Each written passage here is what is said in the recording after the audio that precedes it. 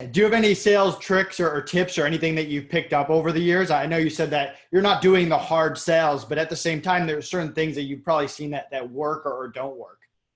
Yeah, the biggest thing is making sure you're talking to the right prospect. And what I would always train my sales team on is remembering NBAT, right? So NBAT stands for what's the need? So does the need of the prospect actually match up with what we can actually deliver? If it doesn't, walk away.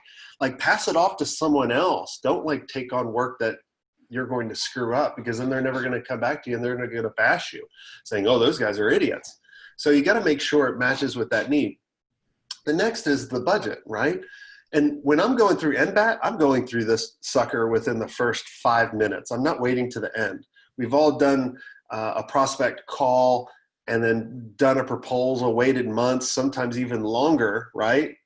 And then find out they don't have a budget or they don't match up on some of the NBATs that I'm about to tell you. So like when I'm speaking, like whenever I'm doing a keynote, I always ask the room, how many people ask for a budget? 50% of the hands go up. All right, out of the 50% that ask for the budget, how many people get it? Half the hands go down. So literally 75% of the people are pitching services to people they don't even know a budget. So the easiest way to get a budget is, and I could get a budget from anybody about 99% of the time, okay? So I would say, what's your budget? What's the prospect going to say?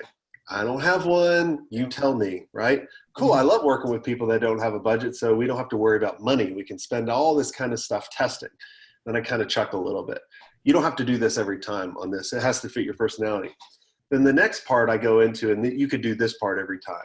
Hey, just so I know if you're the right prospect for us and if we can actually help you out, I need to know some kind of range. Now, most people start low and go high. The human being is always going to remember the first couple things and then they're going to forget the next. So I always do the reverse auctioneer.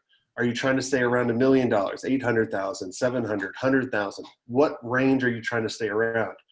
You can always get the budget that way. So then once you know the budget, then you got to make sure you're talking to the right decision maker. Now, just don't assume that their title, unless they're owner or CEO, if they're chief something, they could be chief of pencils, and you'd be like, "Ooh, they can make decisions." So you always want to ask this question. So based on what you told me you need, how does this match up with your overall company objectives? And they'll be like, "Oh, I have no clue." That is a telltale sign that they're not the decision maker. Cool. Who knows? Nate knows. Cool. Who's Nate? He's the CEO. Cool. Can we get him on the phone? Right? So it's a nice way to pass them on. Then the T is for timing. So you always want to make sure they don't have unrealistic expectations based on time. Everybody always calls, I want this yesterday. Look, you're not going to get this tomorrow, right? If this is a heavy development project or this is a heavy strategy or creative or marketing, whatever it is, it's going to take a couple months. Like, is that okay? No, it needs to be done in 2 days. Okay, we're not the best fit for you. See ya. Go to this person that I hate. And so you wanna, those are the tips I'll tell you, like the first initial tips, like just remember NBAT, need, budget, authority, and timing. Love it. That was great.